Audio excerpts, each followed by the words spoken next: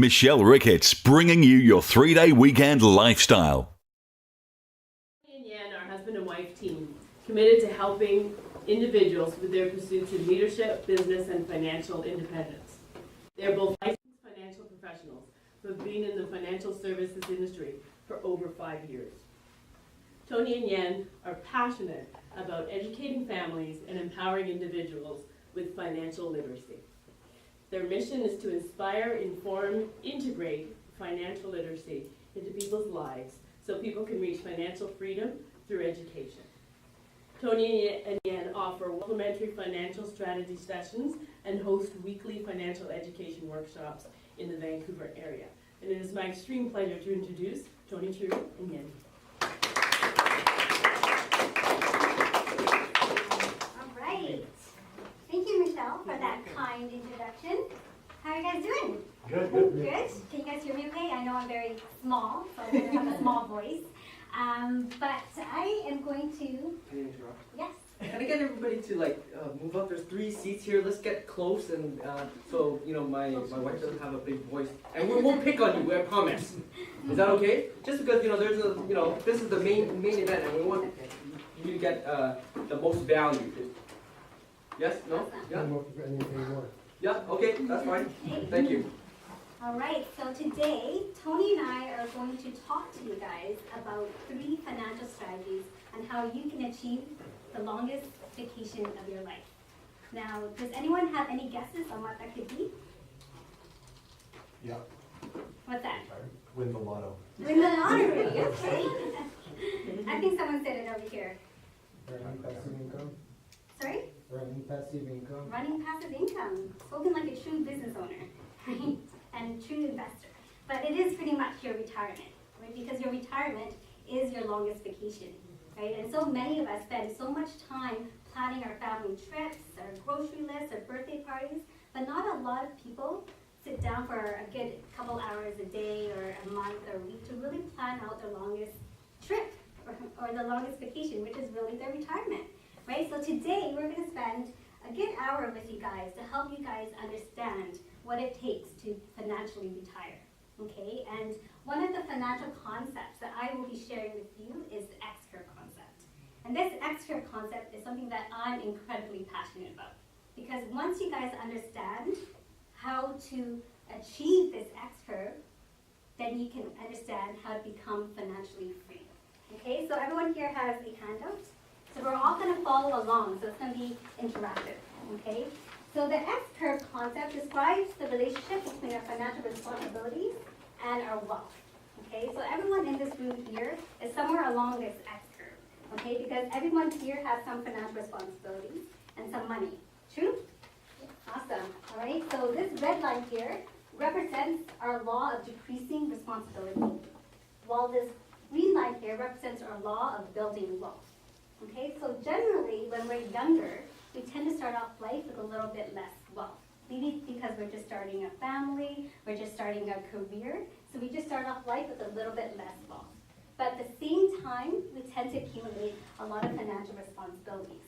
So maybe you guys can help me out here. What are some financial responsibilities that you guys can have? Mortgage. Pardon me? Mortgage. Mortgage. Yes, that's a huge financial responsibility. Anybody else has financial responsibilities? Bills. Bills. Car insurance. Yes. Does anyone have kids? No one has kids in this room? And Jasmine, yes. So you guys know that these guys are a huge financial responsibility. And we don't pay upfront for our kids, right? They're an ongoing cost. All right? So, but at the same time, we tend to start off life with a little bit less wealth. Okay? So as we progress in life, and as we get older and journey through our X-curve, we should be paying down our financial responsibilities. Okay? But do you guys know what your biggest financial responsibility of them all is? Any guesses? Not a trick question. Our health? Health? Yes, that's important. We're going to talk a little bit about that, our health. Okay? It is actually our income. Okay? It is our ability to generate income that's the most important. Because without our income, How can we take care of all of these financial responsibilities? How can we pay for our home? How can we take care of our family? And our income really dictates what kind of lifestyle we live. It determines what kind of house we live in, what kind of car we drive, and what kind of school our kids go to. Right? So at the end of the day, it's very important that we protect our ability to generate income. So what Kevin said is pretty on point there. Okay, so as we progress in life, we should be paying down our responsibilities. So as we get older and we're ready to financially retire, we shouldn't be retiring with a mortgage.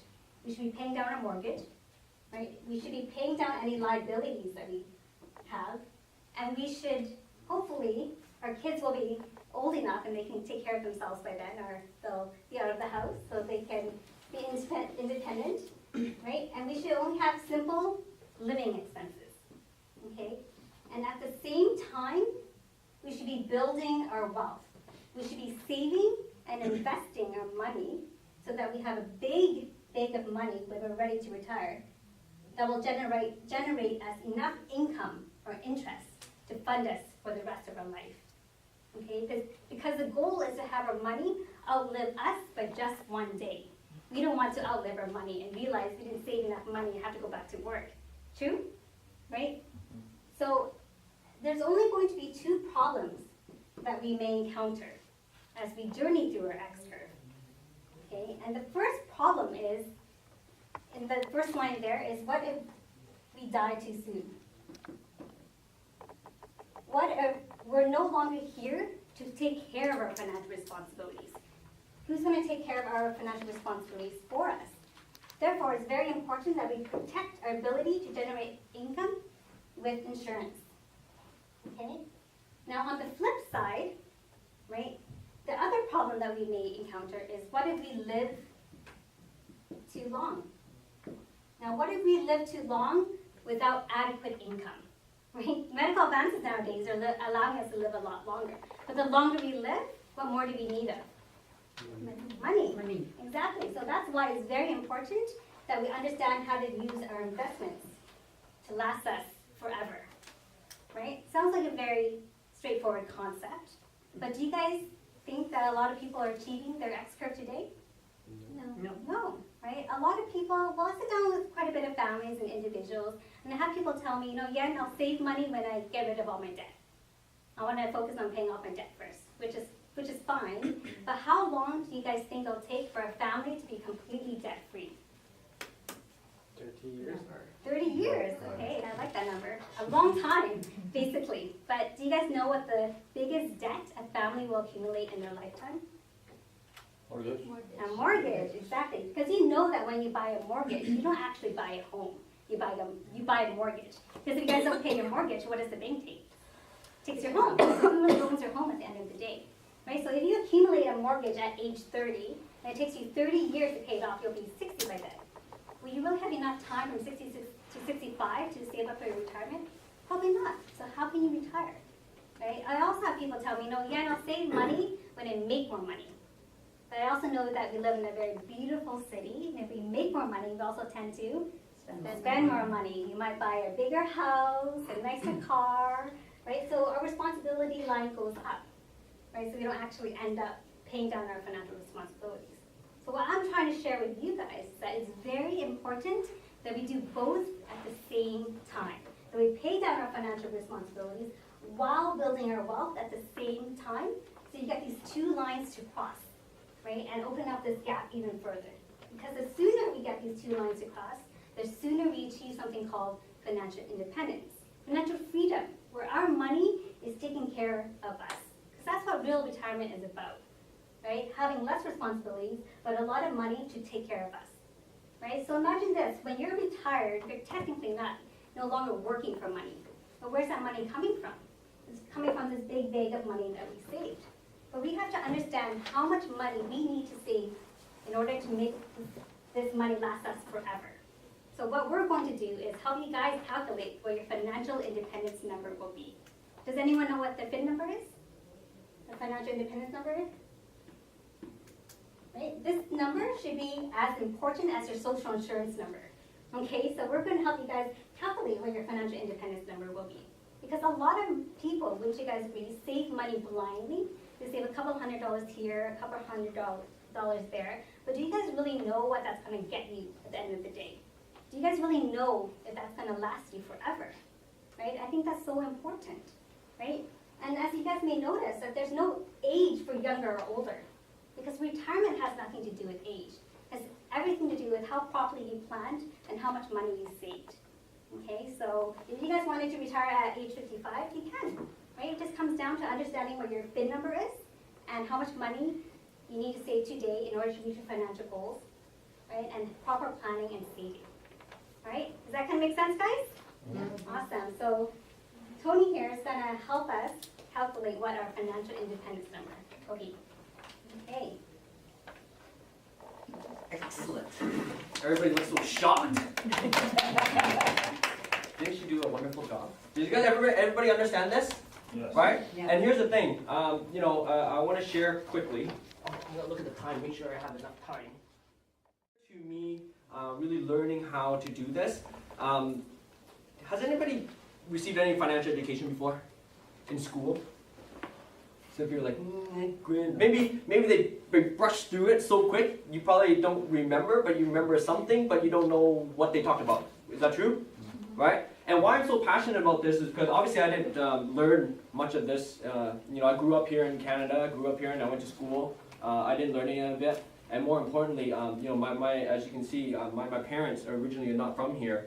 They've been in Canada for 30 some odd years, and they have no idea about saving for retirement. They think the government's going to take care of them forever. Do you guys think the government's going to take care of you forever? No. Nobody, right? Does anybody know what you get? Let's say if you were to retire today, you get CPP money. You know what you would get if you qualified for maximum pension? Any guess? $500 a month. Yeah, that's the average. Yeah, you're right. 800. Well, the answer is it depends on how long you've been contributing. But if you want to qualify for maximum, the key word maximum, does anybody know how long you have to work for? 40 years. 40 years.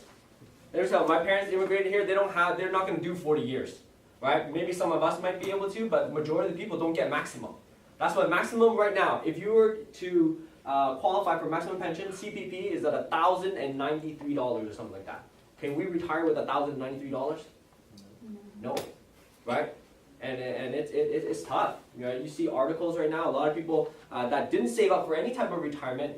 In Canada, especially in BC, not a lot of people have pension. Anybody here have a pension, like a municipal pension, right? So yeah, Jane, you work for the CRA, is that right? Yes. Yes, right. So it's a government job. But most of us here that work for any type of company, we don't have any type of pension, right? So we got to look at, hey, what's that income going to be? What's our income going to be in the future? Is it going to be CPP, maybe just a portion? Is it going to be our company pension? Maybe some of us don't have any. You know where else it comes from? Personal savings. That's why we have, I'm such a big advocate for financial education, because a lot of people don't understand what they're going to get in the future. And there's people today, you'll see articles everywhere, that they're reaching retirement and they're getting their CPP check and they're like, this is it? This is not what I contributed for 30 some odd years for. Right? And there's people living under the poverty line. So we need to understand, and I always share with people this, financial education is not 1 + 1 = 2. It's understanding what your future is going to look like if you don't make those decisions today. Right? So very passionate about helping people achieve this X-curve. Right? I did a worksheet today, and we labeled the event today called 3 strategies. Okay? 3 strategies to help you reach your longest vacation of your life. Who wants to take a very, very long vacation? Most of us, right? So obviously there's a lot of different things that you can implement, and I don't have enough time to fill it all in today, but I wanted to highlight 3 things. Okay? So the first strategy is really understanding this model for your X-curve, because this is your map to financial freedom. Because the truth is, a lot of times when people hear about financial freedom, financial independence, it's such an elusive word. Because people think, oh, it's just a lot of money. But like what Yen said is, how much money do you need? How many people know how much money they need? I talk to some people like, oh, I think $1 million. Could be. That depends on what you want, right? But that's why today I'm going to help you do a calculation, because you need to know what your financial independence number is. And it's different for everybody because it's based on what you want. And when I do the calculation for you today, you will have a better picture and understanding of what you need to save today so you can reach your goal tomorrow. How many people would like that? Right? Do you think that's important? Yes? No? Yes? Okay? So, having said that, I'm going to go through here. So understanding the X curve first, okay? So the 4 keys to achieving your X curve, I want you to fill in the blank, okay? Number 1 is discipline. Okay, you got to be disciplined, and on the second sheet, I put in some what do you call it? Some pages from our education workshop, right? And it talks about discipline. You'll see in the first box here, it says small changes do equal big money, right? Because we understand, if you look at saving money, the toughest part about reaching your X curve is being disciplined and being consistent enough to save money every month. Right? And that's the key thing. It says discipline and consistency are the key. Because if you can make small changes in your life and save $10 a day, how many people can save $10 a day? Lots of people, right? How many people can save $300 a month? Well, some, right? I talked to some of my friends, and I'm like 36, 37, actually 37, 38 this year. I must have been doing the no food diet like Peter was saying. It keeps me looking younger, right?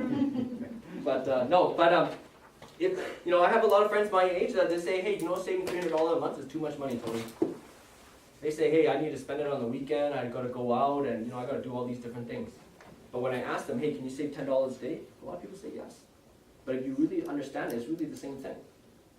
Right? So can you be disciplined and consistent enough to cut down on anybody smoke? I quit smoking because I realized that, whoa, how much money I was wasting. Right?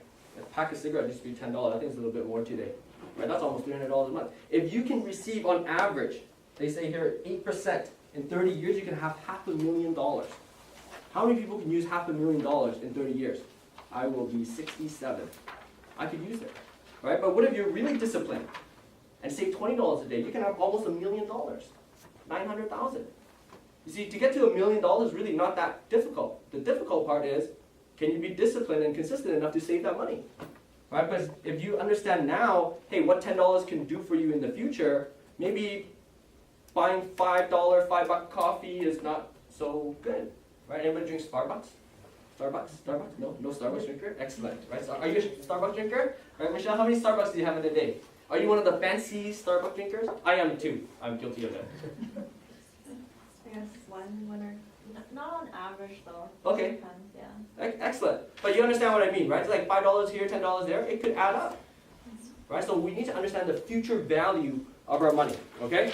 So, like I said, I'm going to breeze through some of this. But number 2, the key in number 2 here is you need to understand the rate of return. How fast is your money growing? Or is your money shrinking? Right? So I put in plus. Oh, maybe I can use this one here. Okay. Sorry. 1 is discipline. 2 is plus or negative rate of return. Number 3. Oh, before I go to rate of return, actually both of these are together. Number 3 is time. How much time can you give your money to grow at a certain rate of return? Because would you agree if I give you 100% rate of return, but you didn't give it enough time, it wouldn't grow? Right? It's like planting a seed. Right? You plant the seed today, tomorrow you come out and you're like, oh man, it doesn't work. Seed don't grow. But you have to give it time. Right? So how do I illustrate that? Rate of return is this, and time. So obviously on the second square here, you see the example of saving early. Okay, let's say for example me and Peter. Okay, Peter, I'm going to use you as the subject today. That's okay. No, you don't have to come up. Okay, don't worry. Okay. So me and Peter are the same age. At 25. 25, we're young again. Right? That's pretty cool. Right? I'll have you be Mr. Start Early. Okay. You were smart. You save $300 a month. That's $3,600 a year. You save for 7 years and then you stop. Me, I decide to go party. I go hang out with the other Peter. Right? I'm like, hey, you're a good DJ. I'm going to hang out with you. That's a lot of good times. I don't need to save money like Peter yet. I'll go hang out with and have fun, Peter. And then finally, I wake up at 32, and then I start to save. Hey, I want to be like Peter now. I'm getting a little older, right? Start saving money, $300 a month, $3,600 a year. And I save all the way to 48. And if you look at the total accumulation, and this is theoretically, you're accumulating money, growing money at average rate of return to 8%. Is there a big difference in the accumulation fund? 128,000 versus 131. It's not a big difference. It's like a $3,000 difference, right? But the biggest difference is you look at the bottom, the total contribution. I had to save almost $40,000 more just to catch you or beat you by a little bit. And that's the importance of time, right? Time is the most valuable commodity all of us have, right? But the thing is, we don't know how much of it do we have. So we have to maximize the amount of time we can give our money to grow. You see, time we will never make back. That's the problem, okay? So one of the lines here that slapped me across the face back and forth back in the day when I first learned it was procrastination is the one main cause of failure, right? And I love, Kayvon was talking to me about a lot of entrepreneurs being procrastinating, right? You gotta always be like, hey, you know what? Hey, get things done. So, time. So we go backwards a little bit. We want to understand compounding interest. How does that work, right? Anybody familiar with compounding interest? Right, compounding, oh yeah, investor right there. Yeah, compounding interest is interest on interest on interest on interest on interest. It's actually one of the best ways for your money to grow. Would you agree? Mm-hmm. Right? And I heard I just recently saw this line. It's Albert Einstein. He says, compounding interest is the eighth wonder of the world. People who know it, know how to use it, earn it. People who don't know how to use it, you know what they do? Pay it.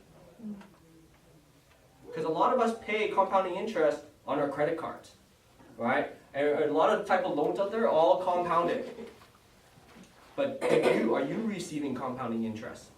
Maybe not. So let's share with you what the compounding interest, the power of it, okay? So the rule of 72 is a formula redefined by Albert Einstein. Okay, he says if you take the number 72 divided by the interest rate that you are receiving or paying, that's how long it takes for your money to double. Okay, so for example, in the first column here, I'm going to take three people. Michelle, okay, you're the 12% person, and I'm going to have Kayvon the 8% person, and I get to be the 4% person. And we were all the age of 29, we all had $10,000. 72 divided by 4 equals 18 in my account. So my money would double roughly every 18 years. Now, if I deposit at the age of 29, I deposit $10,000 and I just leave it there, compounding interest would start to kick in. At 18 years later, at 47, I have 20,000. 18 years later again, at 65, I have 40,000. If I didn't see your accounts, I'd be like, hey, that's not too bad, right? 4% sounds like a lot right now, right? But let's say, who's that? Kayvon was 8%. Kayvon, your money doubles every 9 years. Same age, 10,000 to age 29, 65, now you have 160,000. So, you know, if you haven't seen Michelle's account, you're like, oh, that's pretty good too. And then when I look at you, hang out with you, I'm like, whoa, Kayvon, I'm going to hang out with you a little bit more, right? And then we see Michelle. Michelle somehow averaged 12%. And by no means are we saying, hey, 12, 8, or 4. But hey, this is one of the reasons why we need to learn to fight for a high rate of return. I'll share with you why in a little bit. So Michelle's here, 72 divided by 12, her money doubles every 6 years. Her 10,000 goes to 640,000. Me and Kayvon, we'd be hanging out with Michelle a lot. Would you guys agree? Right? Now here's the scary part. Because me, I go, and let's say I get to 65, I'm like, oh, I got 40,000, I hang out with Michelle. I'm like, hey, Michelle, how did you get 640? I want to do what you do now. Do you think I have enough time to grow my money like hers? No. No. The scary part of achieving your X curve, you only got one shot. You only got one chance. Unless somehow, obviously, like Peter said, hey, win the lottery. But you know, the chances of that happening is a little bit slim. If you guys agree? It all away. You party it all the way. Yeah. Right? But you guys get what I'm saying? Right? So we need to understand how to get a fight for a high rate of return. Because on average right now, what do you think you're getting in the bank? Let's say less than 2, right? Let's say you do get 2. 72 divided by 2 equals 36. Do you have 36 years to wait for your money to double, Michelle? No. Right? So would you like to learn how to get a higher rate of return? Right? That's what I'm talking about a little bit later. Does everybody follow me on this rate of return? That's why it's important. Okay? You got to get your money to grow.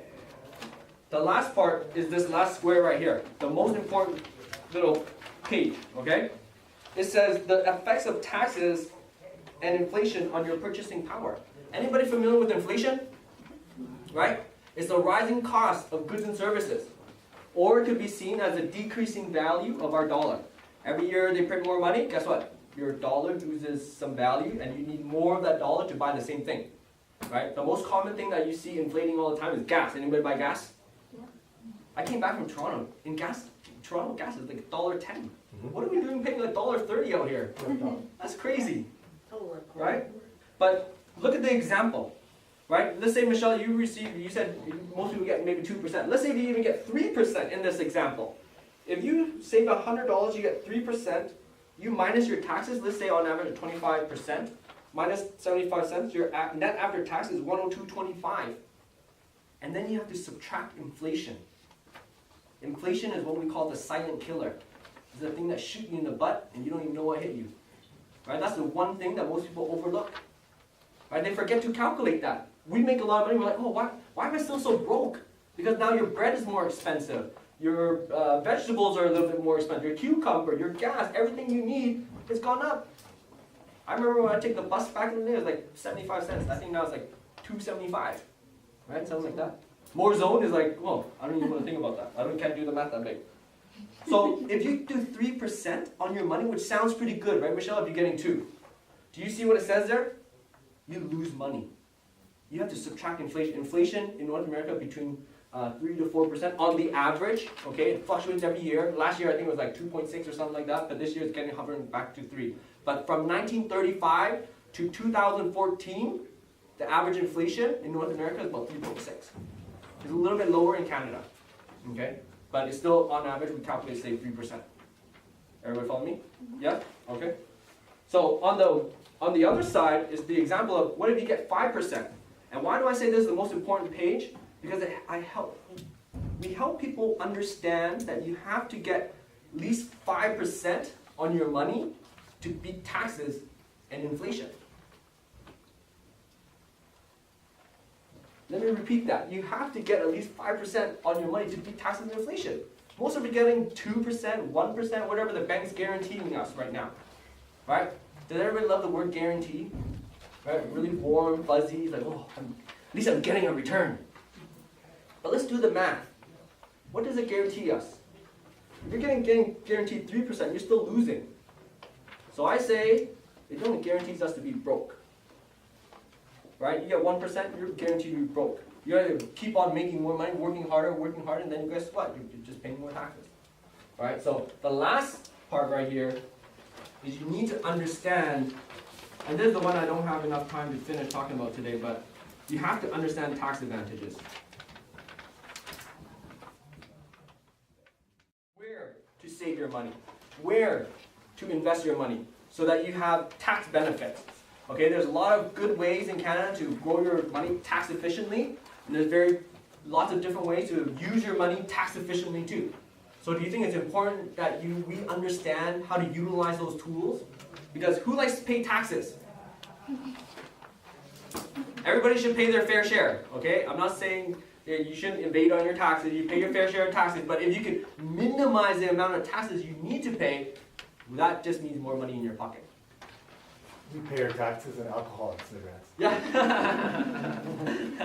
Thanks, Peter. But you guys get what I'm saying? Okay? So those are the 4 keys to achieving your X curve. So we need to understand, hey, your X curve is your roadmap to financial freedom. Everybody follow me? Right? Yes? Yes? Don't be so scared, okay? Because it gets better. Because all of this, there's a solution, right? So, X curve, clear? Any questions? 4 keys. Take advantage of these 4 boxes. Understand those, okay? And the next thing I want to help you understand is this. And this is why I think one of my biggest beliefs why financial education is so important. And the other thing I think that's very, very important is nutrition. Right? Those are the 2 things we don't learn in school. But we spend money every day almost. I'm pretty sure that most of us spend money every day somewhere, right? And we eat every day. but we don't know how we're spending, and don't know what we're eating. Right, so it goes hand in hand. I can't teach nutrition, that's why I'm here to learn from Peter. Right, but hey, I can teach on this part. The one thing I always want to stress is this. Not many of us have ever learned how to build your financial house. And that is the second strategy I want people to understand. Okay, first strategy is understanding the X-curve, that concept. And the next thing is your financial house. And that's the page on the very back. And let me share with you why this is important. Because would you agree with me, if you look at any type of home or any type of building in the city, how you build it is the same. Would you guys agree? You have to dig the foundation, pour in the concrete, cement, or whatever you call it, and then you build it up. Right? There's a structure to it.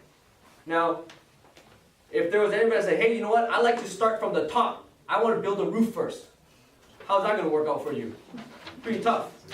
Right? Because there's a proper way to do it. And I believe everything in life, there's a proper way to do it. Now, because we've never been taught how to build our financial house, many of us come up with our own variations. Right? Because the key thing is, if you look at this, this is how you should build your financial foundation, your financial house. Right? It says, like building a house, you must build it from the ground up. Build it right and build it strong. So the bottom of your foundation, let me share with you this, is it says protection. And I want to add in the word proper protection. And protection of what? And then illustrated here is the protection of your ability to generate income. Because without that, you don't have anything. Right? It's your ability to bring food to your table, either you feed yourself or feed your family. That's the most important thing. So if you can't protect your ability to generate income, what's going to happen? All of these financial responsibilities, who takes care of it? And then the next layer we've got to understand is debt management. Because debt in Canada is a big problem right now. A lot of people, on average, I forgot what the number was. On average, I think most Canadian families, every dollar you make, you owe another 60 cents. So we say, hey, if you don't manage your debt, one day your debt will manage you. So we need to understand how our interest, the rule of 72 works on us too. Were you going to ask a question? Do you have any stats on how many people in Vancouver or in BC or in Canada are 100% debt free? Oh, I don't know. That's well, if you look at the 100% debt free. So they're in the plus. There's no money owed. Are you going to include mortgages? I don't know what the numbers are, right, but because a lot of people who say, "Oh, I just have a mortgage. I'm really actually debt free." Not really. Yes. Yeah, so how many people are actually totally, completely in the plus? I don't know what the stat is. I'm guessing it's probably going to be less than 15%. I don't know. I'm just throwing out numbers because there's a lot of people that don't have consumer debt, but they have mortgage debt. Right. Right. So now I want to say, hey, you know what? Debt. There's good debt and there's bad debt as well. Okay, but I'm not going to define those things today. But the most important thing is we have to learn how to manage our debt. Okay. Otherwise, our debt will manage us, especially high credit card debt. I see a big problem out there. A lot of people who have lots of credit card debt, like paying 21.99% or 24.99% now. I see some credit card. Now credit card statements, they have I don't know if you guys have a credit card statement. I don't really have one, but they have a line that tells you if you're to pay the minimum, how long it takes to pay off your credit card debt. 15 or 25 years. I have. And I share with you this, and this is why it's an epidemic. Okay, I have a person who is 68 years of age. She used to run a salon, very successful business person, but one day she got into a car accident. Her legs is injured, and she can't do the job that she needs to do. So what does she have to do? She closed down her business, but now she's left with her credit card debt. And when I looked at her credit card debt, it said 197 years to pay it off. Isn't that crazy? That's the problem. But she didn't, build her financial house properly. Most of us build it upside down. This is how I built it. Everything was in investments. Because I was like, I got to do investments right now. I'm going to get rich, and this is how I'm going to make it. But I realized, and I'm not going to share my story today, but when my investments went down, I lost everything. So that's why I say, hey, it's so important for us to learn how to build our financial house properly, right? Now, after debt, the most important thing I think everybody should do is put together an emergency fund. Now, why is an emergency fund important? Because the number one reason people fall into debt is not because they have bad spending habits. You know what it is? Multiple emergencies. Multiple emergencies. Because emergencies just happen. Right? Let's say, for example, you have no emergency fund, and all of a sudden now your car breaks down. You need a new radiator. Right? A radiator is probably like $3,000 or $4,000, depending on what car you drive. Obviously, I'm just making up some numbers. And let's say you don't have that money, but you need that car. But luckily, you have a credit card, right? $5,000 or whatever limit. You're like, hey, you know what? I'll just pay for it now because I need the car anyways, and then I'll use the car. And then, but you're on a fixed income. And you can only apply maybe $200-300 a month to that credit card debt. You guys, does that make sense? Right? And now how long does it take to pay $3,000 or $4,000 on a credit card? Maybe 2 or 3 years. And then you know what happens within those 2 or 3 years? Another emergency. Now your goldfish needs braces. I'm just making stuff up, okay? I don't know what type of emergency. You guys get what I'm saying, right? But that's how people fall into multiple debts. There's sometimes I sit down with family, they're so frugal already, but now their kids need braces or just medical things, travel, and the list goes on. And that debt just piles up, and one day on a fixed income, you're not going to be able to catch up. So you got to have an emergency fund. Most people's emergency fund is either a line of credit or a credit card. We should try to get away from that. Build up approximately 3 to 6 months of your income so you'll be comfortable taking on any type of emergency that happens in your life. Okay? And then we deal with the investments. Right? Making sure your money is growing. Right? Making sure it's growing, not shrinking. Because like I said, if we understand how inflation works, if our money's not getting 5% or more, guess what? It's shrinking. Is that scary? Money does not move in a straight line. It's what we call an optical illusion. Right? Because if you had $10,000, Michelle, you buried it between the walls, 10 years later you dig it out, you're like, oh, you open the box, you're like, oh, I got $10,000. Pretty cool, right? That's weird. But now when you go buy things... That is where I'm going to put $10,000. Yeah, right? So, what is that? Oh yeah, when you're spending that $10,000, when you spend it 10 years later, that $10,000 is worth less. Does that make sense? Because of inflation, right? You guys follow me? Yes? Okay, so that's proper financial foundation. You got to raise your financial house properly so you have multiple layers of protection. No matter what happens, you're always good. Because I see a lot of people just investing. Medical emergency, boom, all gone. And then they go, oh, I got to go to a consumer proposal or debt because this was not intended for me and it'll never happen again. The thing is, you never know. Right? You got to be prepared. Okay? So. And Tony, I'll do a disclaimer for you that when Tony talked about his upside down diagram there, it was before he was financially literate. Yes, that was before I was financially literate. And that's why I seeked out this information. When I learned, I realized that, hey, you know what? So many people need to learn this. We don't teach it in school. We need to know this so we can make those decisions, proper decisions, okay? So the most exciting part I'm going to share with you, the third strategy. Everybody wants to make money, right? I'm going to teach you, or I'm going to help you guys understand how to manage risk. Risk, right? Because if you're looking about investing, how many people are kind of scared about investing? You can be honest. Everybody's very comfortable, scared, yeah, right? Hey, myself, the same thing.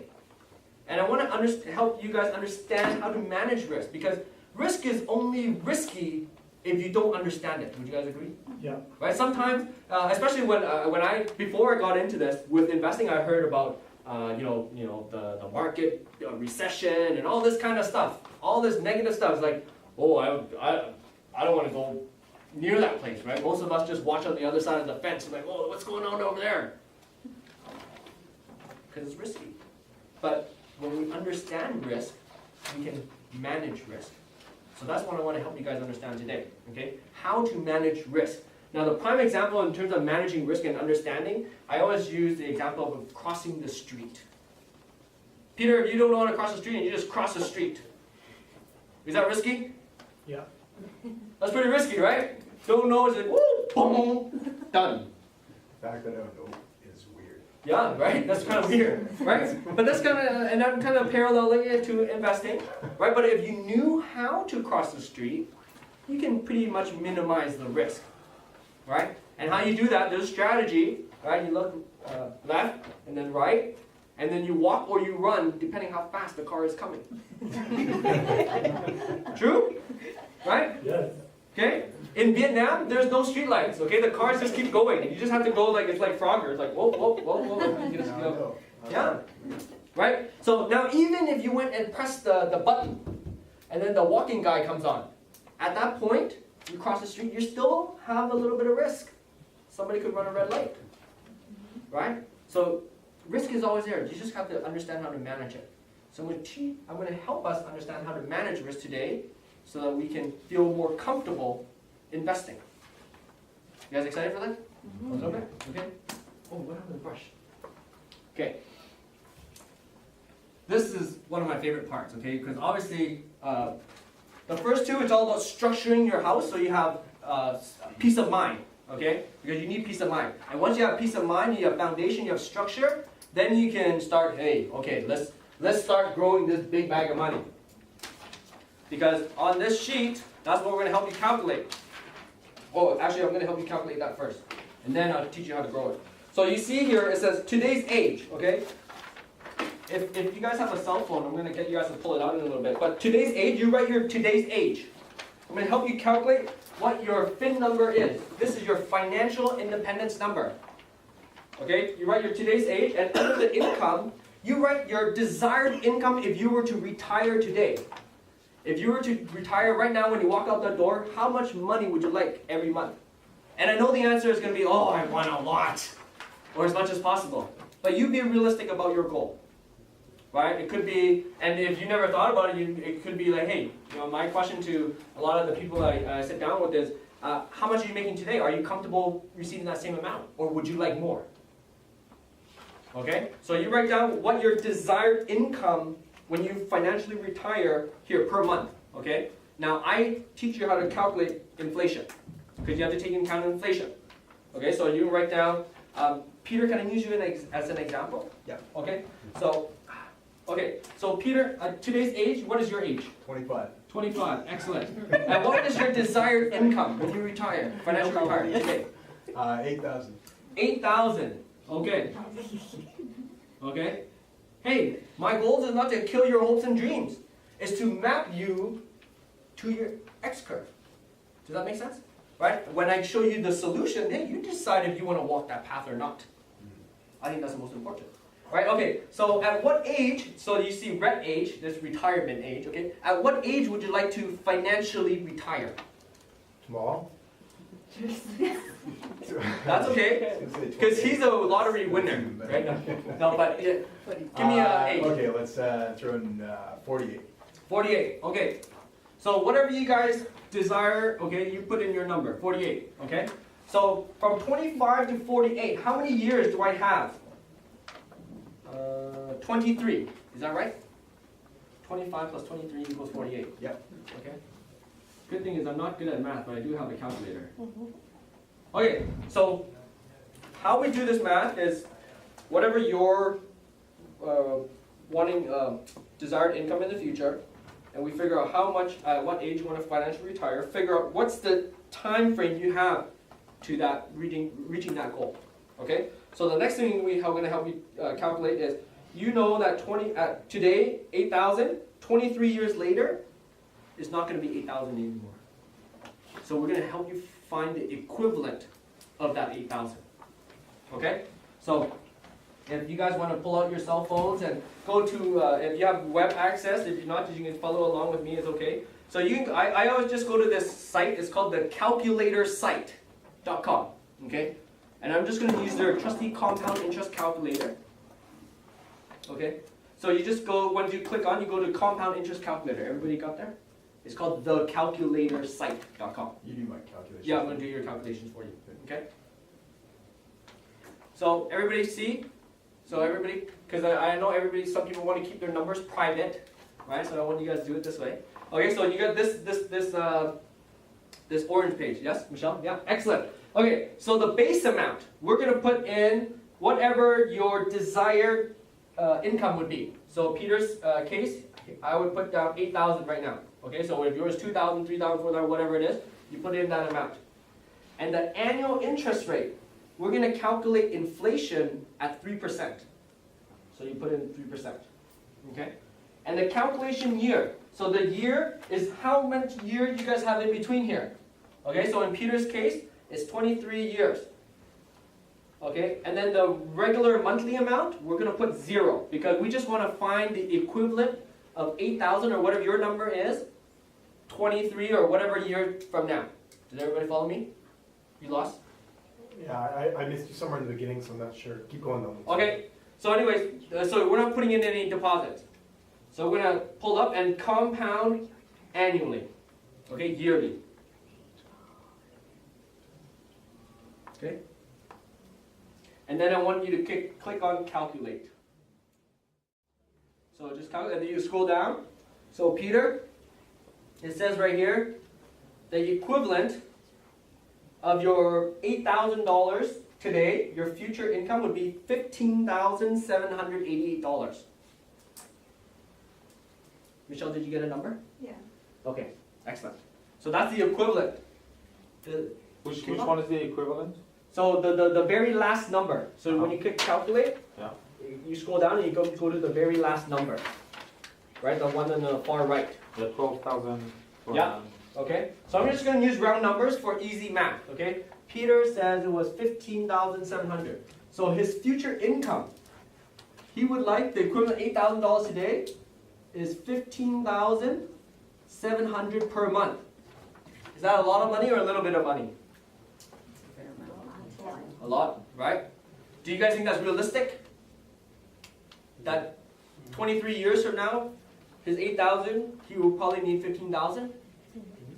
Right? And some people who say, oh, that's not really, the number is too big.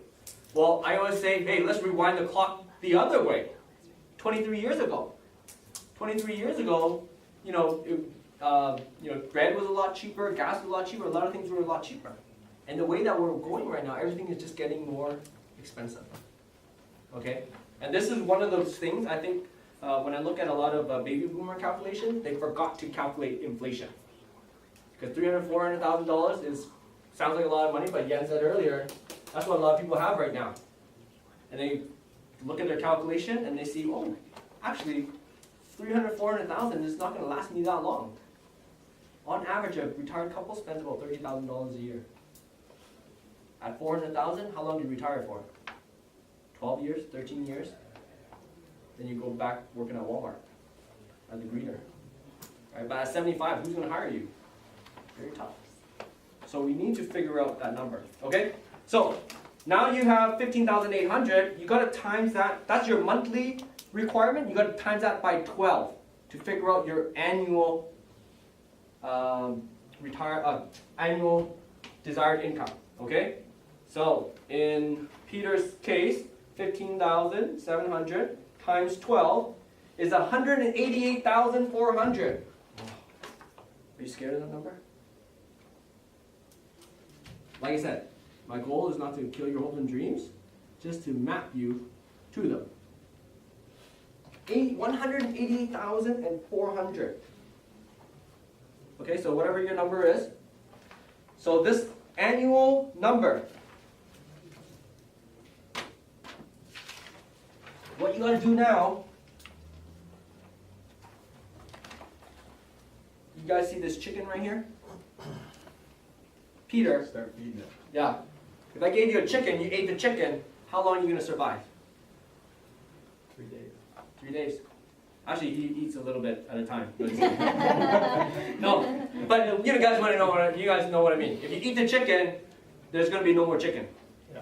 Okay, why do I put the chicken here? Because we always talk about the chicken and the egg. Not which comes first, because that's something science I don't think we'll ever figure out. But we're going to help you calculate how fat you need your chicken so it can lay you eggs, that's going to be equivalent to $15,700 per month. Does that make sense? Right, so how do we calculate that number?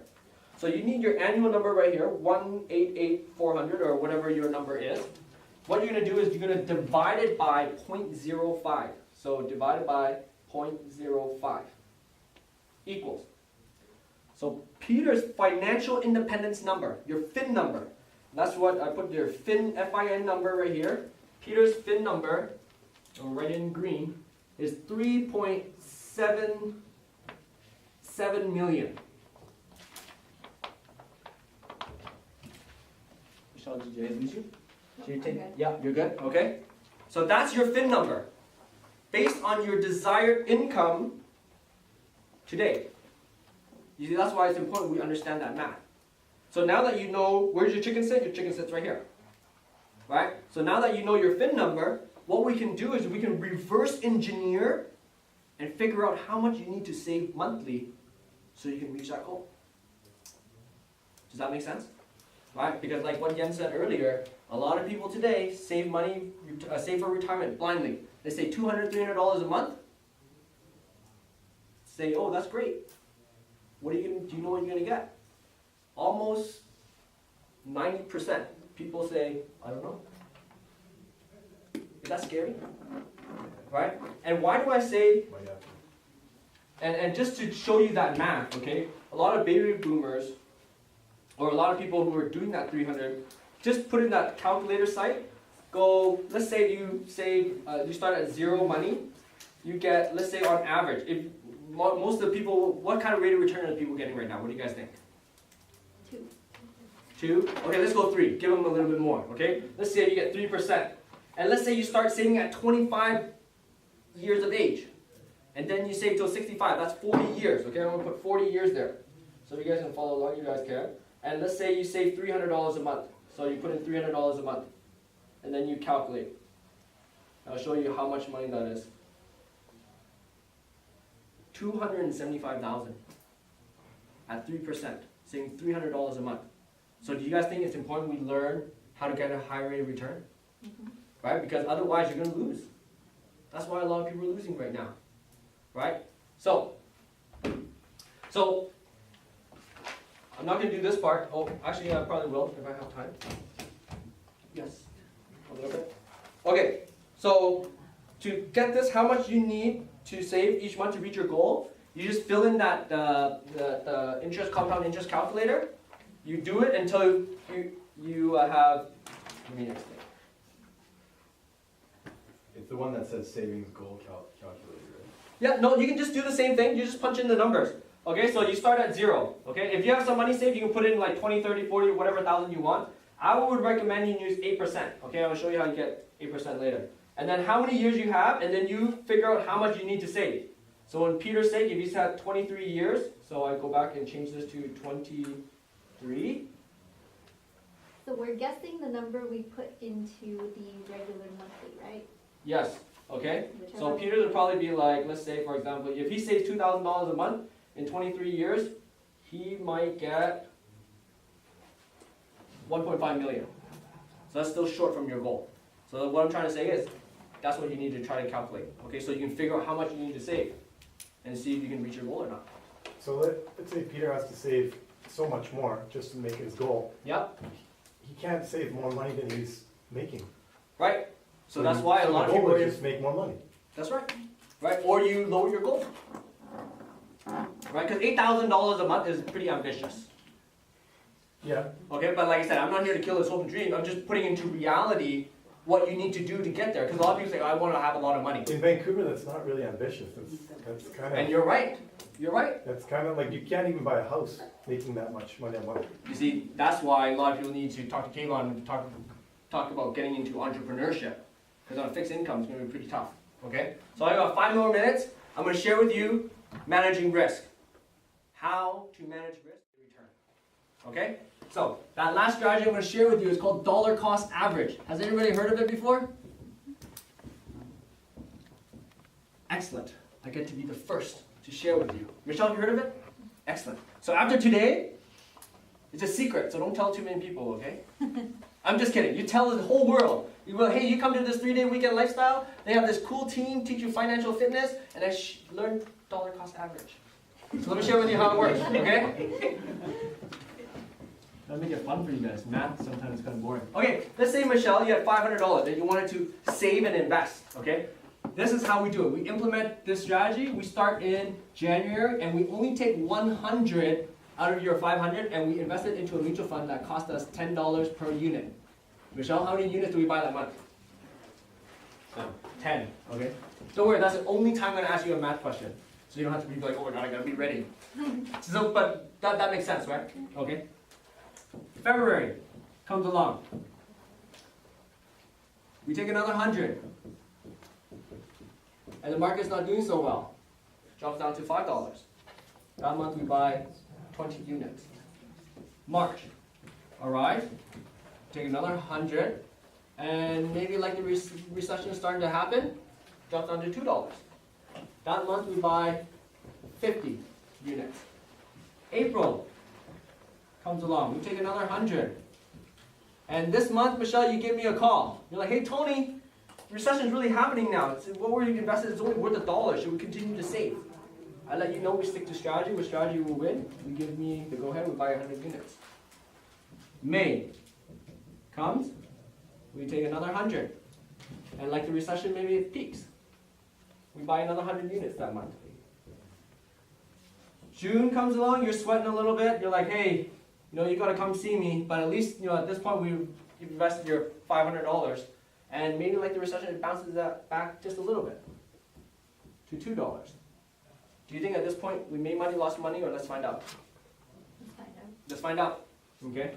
And this is going to reflect the recession a little bit, but in a condenser time frame, okay? So I'll share it with you. So in total, we've collected 10, 30, 80, 180, 280 units. Times that by the $2 market share, market value, we now have $560. So we gained $60. Not too bad. But 60 divided by 500, that's a 12% return. And I'm not saying every month you're going to make 12%, okay? That's not the purpose. I'm just sharing, hey, you know what, if you are investing into the market, if you do it strategically, even when the market's going down, there could be a chance that you can be making a return. Okay? But the most amazing part is this. With strategy, the market goes down 80% and you still get a 12% return. $60 doesn't look like a lot of money, but you saw what 12% could do in that chart. You guys follow me? Right, so let's compare and say Peter was investing too with you. But Peter says, hey, you know what? I don't want to do it like you, Michelle. That's so slow and boring. I'm an action-packed guy. I do 5. You see the exact same time frame, but just different strategy, how to invest, yields a very different result. Is that scary? Now, at this point, like I said, if he pulls out, if he gets too scared, he catches up, he's like, oh, I can't handle this anymore. I have to feed my family, feed this. I can't lose my life savings. He loses. He realized at that point when you pull out of the market, you realize you lost. You're down 400. Okay. So let's say he has to stay in. Let's say he's financially educated. He's like, okay, I gotta wait until this recession period is over. Let's say that recession period recovered, and like it has since 2008, 2009. So let's say it goes back up to $10. So finally, 50 times 10, Peter can wipe the sweat off his forehead. He's like, oh, luckily I stayed in, broke even. But we see Michelle. 280 times 10, how much do you have? 2,800. Key things in helping you receive this or achieve this is number one, is that's why I call myself a life strategist. Everything's about strategy. If you have strategy, you'll make it. If you have a plan, you'll make it. If you don't have a plan, guess what? Good luck. Right? And like I said, there's a lot more to this. I'm just kind of simplifying. If you guys would like to learn more, we have workshops and all that kind of stuff. Maybe the next time we have another financial talk here, we'll go into more depth about managing risk. Okay? So thank you very much for having me. I hope you guys learned something. And bring back my wife here, Yen. Give her a big round of applause.